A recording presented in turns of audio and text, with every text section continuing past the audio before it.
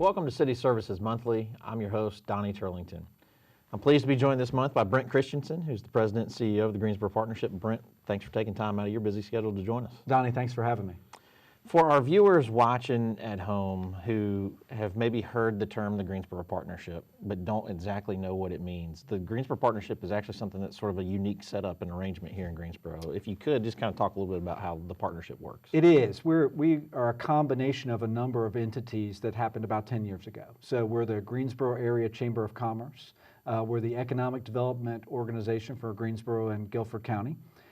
We are Action Greensboro, which is a federation of local private foundations that are interested in promoting Greensboro and doing some really neat, cool things. And then we're Entrepreneur Connection, which is helping entrepreneurs in our community connect with the resources they need to grow their businesses. And in your role, you sort of oversee all of those entities, but each of those groups also has someone within your office and on your leadership team who kind of directs those groups. That's correct. Primarily, though, you're specifically focused on economic development. I wanted to spend some time helping our viewers kind of get to know you a little bit better. You got the job in April, you hit the ground running.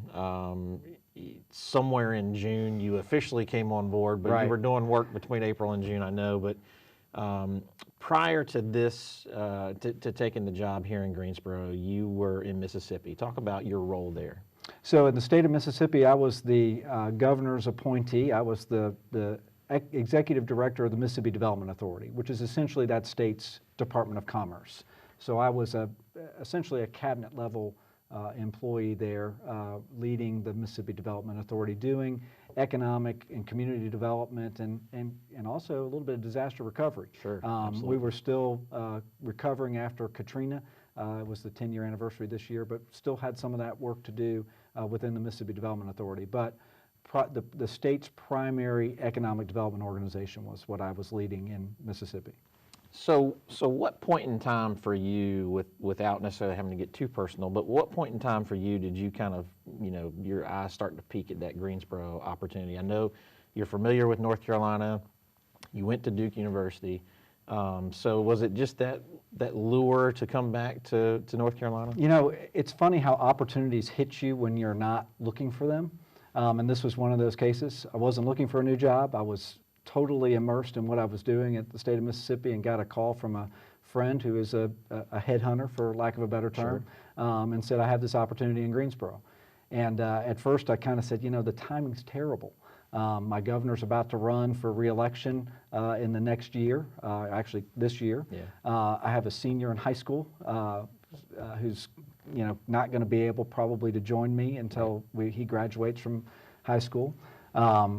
And it just was, there were a lot of obstacles in the way.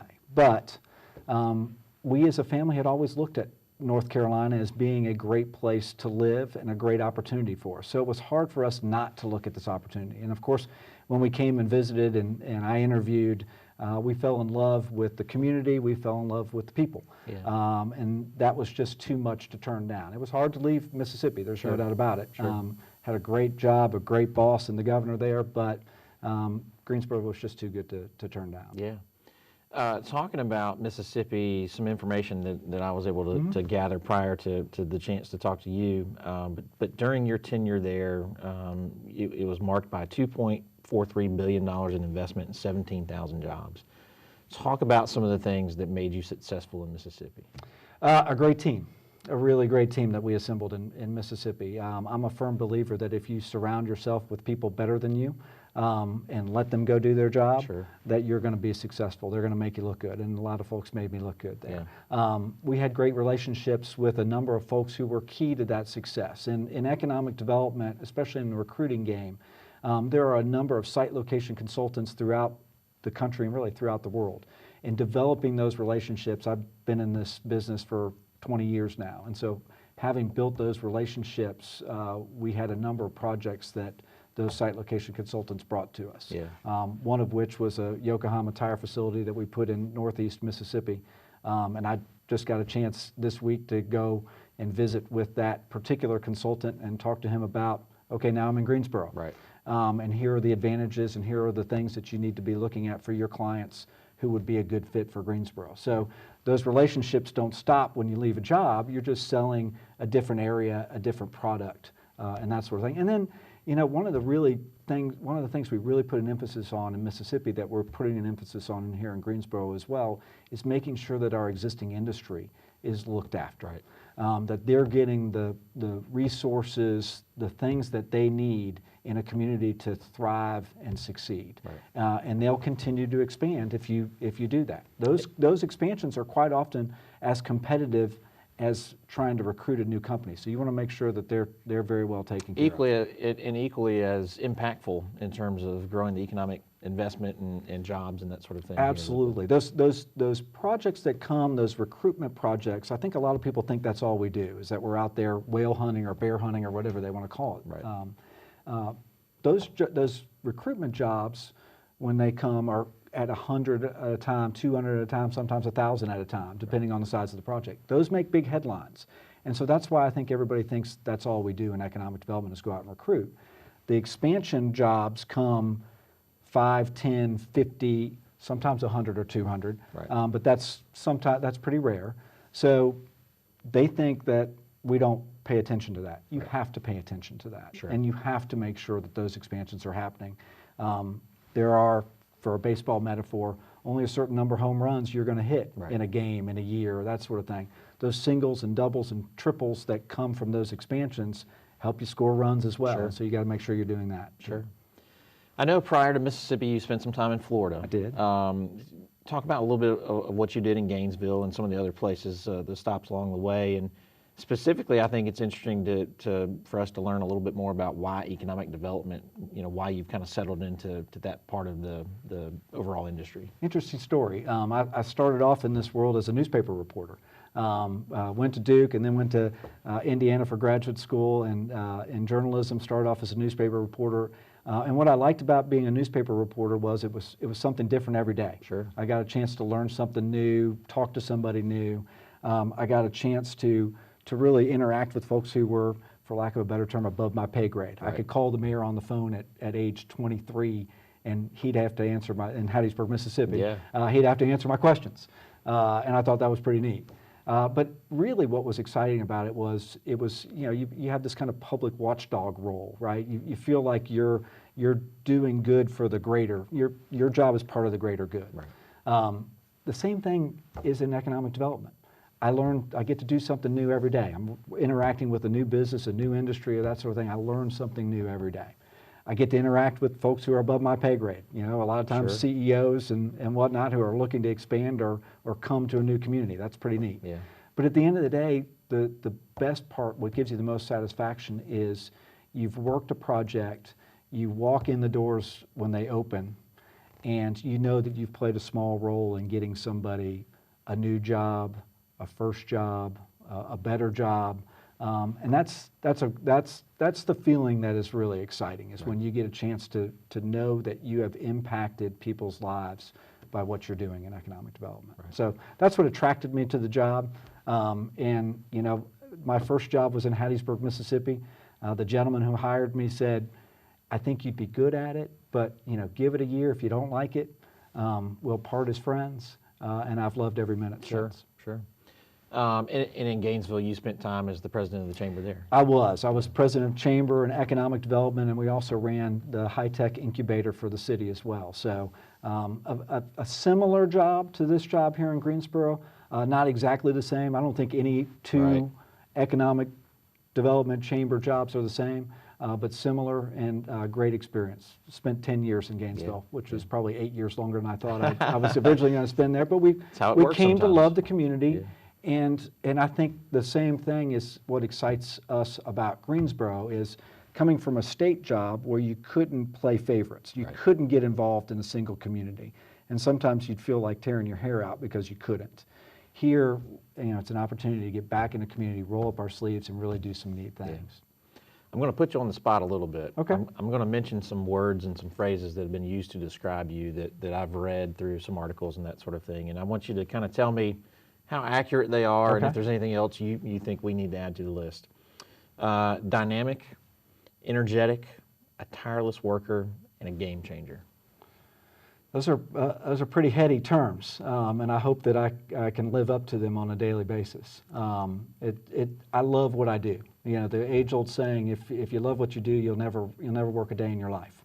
And so if that means being dynamic and energetic and that sort of thing, if that kind of oozes out, that's good. That's a good thing. Sure. And I hope that will continue. I know that will continue, especially in Greensboro, with all the exciting things that are going on here.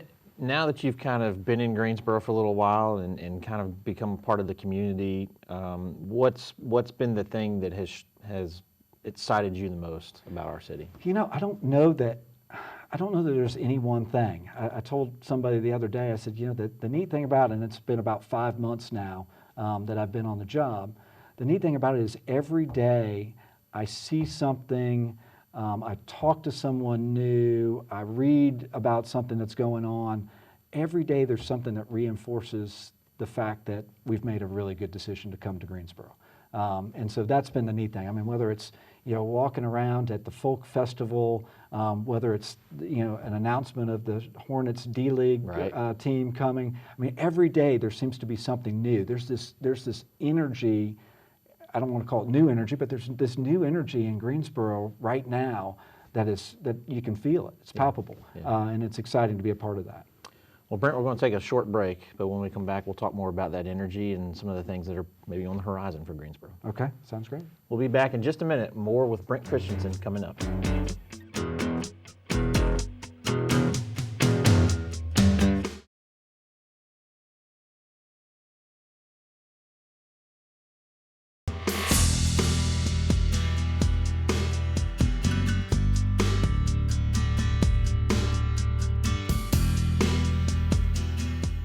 Welcome back to City Services Monthly. Brent Christensen, President and CEO of the Greensboro Partnership.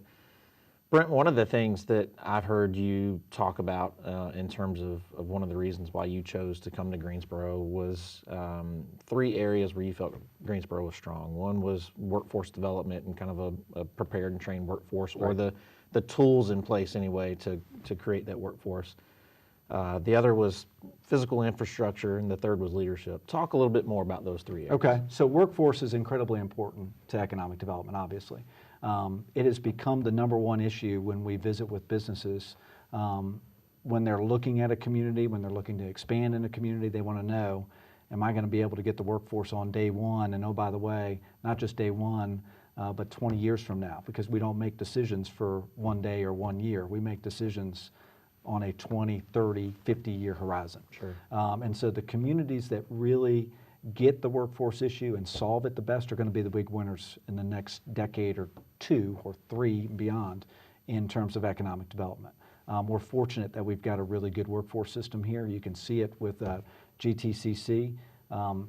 Just the aviation program alone is a great example of how they can partner with business to make sure that workforce pipeline is in place. And so, and then you've got this Say Yes program that's going to continue to educate our workforce here and will make a significant impact on what we're selling in terms of workforce development to businesses. Physical infrastructure, obviously roads, water, sewer. We've got a community that's well built on that. We pride ourselves on being what we call the 20-minute community. You can get anywhere in this community on this amazing road network in 20 minutes. And when the loop is done, that may, dive down to 15 or 10, depending on how fast you drive. I don't drive that fast. But an incredible road network that really lends itself to not only to workforce and being able to get people to and from work from further distances away quickly, but also to the logistics industry in general, and being able to say we can connect you to any part of the United States very, very quickly should you choose to locate here. And then at the end of the day, it's all about leadership, and it's public and private leadership.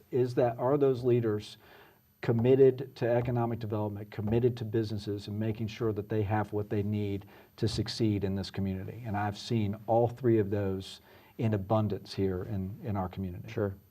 I'll use that opportunity to segue into some of the leadership that you have helping you. And I wanted to mention specifically David Ramsey. That was somebody that you brought with you from Mississippi, and you guys are sort of a dynamic duo, I think. But talk about David and his role. So David has been, gosh, David and I have worked together since our Gainesville years. So, we almost finished each other's sentences. And it's great to be able to bring him actually kind of back home. Yeah. He grew up just up the road in Danville, Virginia. Yeah. And so it's an opportunity for him to get back closer to family. And I know he's enjoying that, but he's also really, really good at what he does. I mean, obviously what I told you earlier is the secret to the success in Mississippi, the secret to the success no matter where you are, surround yourself with good people better than you, and let them go do their jobs. And he'll be very successful here as he has been everywhere else. Brent, one of the questions that I ask a lot of folks who sit in that seat every month, whether it's elected leaders or just leaders in our community, at some point in time, everybody sits in the room across the table from a corporation or leaders that are looking potentially coming to North Carolina or to Greensboro. And I always ask them, well, what's the story that you tell? You are the guy that helps get those meetings and telling those stories. So let me ask you the question. What do you tell? What's the story about Greensboro that you Well, and we call it a value proposition. Right. And I think our value proposition in Greensboro is we have everything, we have all the best that North Carolina has to offer, and really very few of the negatives, right? So you go to some of our larger communities and you're going to run into traffic issues. You're going to run into some negatives. We don't have those here in Greensboro. So North Carolina is this great brand economic development wise, and really just kind of internationally folks know North Carolina better than they knew Mississippi. So we don't have to explain where we are in the United States when we start talking to people. They know North Carolina. That's a great conversation starter. And then we start talking about the infrastructure, the leadership, the assets that this community has to offer, and then an incredible quality of life on top of it. And it makes for an easy sell. Now you've got to get down into the granular thing. Now, once they're interested in Greensboro and saying, tell me more, now you've got to start talking about how you specifically meet that business's needs. Sites, buildings, that sort of thing. And that's another part of what we've got to do as a community, and what we ought to be leading is helping develop the kinds of sites and buildings, the kind of inventory that we need, so that when those companies do come looking, it's an easy sell for them in terms of the specifics that they're going to need for their business. And one of the things that I think is unique about the Greensboro area is that often we get lumped into the Triad region. How important is it for you, and what's the relationship like between Guilford County, the city of High Point, the city of Greensboro, and maybe even some of our neighbors to the west, Forsyth County, and those types of things? How important is that relationship to have, and what's the nature of the relationship with those groups? Well, I think it's important to have because in this economic development game, you always want to make yourself look sometimes bigger than you are, right? And so with Forsyth County and with this kind of area, we're at about 1.6 million people. That's the size of Jacksonville, Florida, which, oh, by the way, is an NFL city. And so we ought to be competing for the same projects that are looking at Jacksonville. And so by combining our resources and efforts, we can. Guilford County in and of itself we have a great working relationship. You mentioned I started the job June 1st, but even before that, I was here in May, kind of making the rounds, getting a chance to meet some folks. And one of the first people I met with was Lauren Hill, who's my counterpart in High Point. And we sat down and said, okay, how can we work better together? Because at the end of the day, those companies, those prospects, don't care where those political boundaries are. They just care, can I find the building or the site and the workforce that I need to be successful? How can you help me? How can you help me? And so by combining our efforts, we can sell all of Guilford County. And so our staffs have started meeting regularly. We've started sharing projects. We've started talking about strategies for marketing Guilford in general. And so hopefully in the next 30 days or so, we're going to have this very specific agreement between all of the counties and organizations to really move that ball forward and market Guilford County as one. I can't imagine taking a prospect around Greensboro, getting them to the line, which or may or may not be the interstate, and taking them out of Passing our off. van and handing them off to Lauren. I mean, can you Right. imagine what a message that would send? Right, And right. so what we're, kind of the metaphor is, no, we're all in the same van now when we're selling Guilford County. Far more of that spirit of collaboration instead of the spirit of competition. Absolutely. I mean, when one community wins, the other's going to win as well. Right. In the last couple of minutes that we have, I wanted to ask you about maybe some things that we've accomplished already. You mentioned the Hornets, and that may not be something that people realize as an economic Right. development opportunity, but you guys are certainly involved in that. What have we accomplished in the last 5 months? What are some things you're excited about in the future? Well, I think what we've accomplished, hopefully what we will have accomplished as this is rolling, is we will have gotten that entity together Sure. so that we're all working off the same sheet of music. Hopefully we'll have a couple of good economic development announcements coming forward. High Point's done very well. We've got a couple on the burner here that hopefully as this is rolling at some point, maybe we can do a quick little update. But great opportunities there as well. Is it safe to say, Brent, that the proverbial worm has turned from an economic standpoint? you know, at least more optimistic? I'm very optimistic about what we're doing in terms of economic development. I think we're going to have great success, and we've got a lot of great things that continue to be accomplished that help sell us for economic development. So the Say Yes for Kids. Sure. We're going to have a CEO roundtable in the month of November to make sure that the business community understands what that's going to mean for them. Entrepreneur Connection. We've got a Capital Connects program coming up in the month of November where companies will be able to come and pitch to investors. The last 2 times we've done that, the winners have gotten significant investment, over $1 million in their businesses that continue to grow and thrive here. So, it may not be the headlines every day that 500 or 1,000 jobs are coming, but those 20, 30, 100 jobs, and hopefully some of those 1,000 job opportunities are coming as well. Sure. We've got a mega site that we continue to develop in Randolph County that hopefully we'll get some good looks from as well. You don't get to swing that bat very often on those type of big projects, but at least we're going to get our swings at the bat when they come when they come looking, when they come calling on North Carolina. Yeah. Well, Brent, thanks for your time, and hopefully we'll have you back in the future and talk about some of those success stories. I look forward to it, Donnie. All Thank right. you so much. We appreciate it. That's all the time we have for this month's edition of City Services Monthly, but thanks for watching Greensboro Television Network. We'll see you again next month.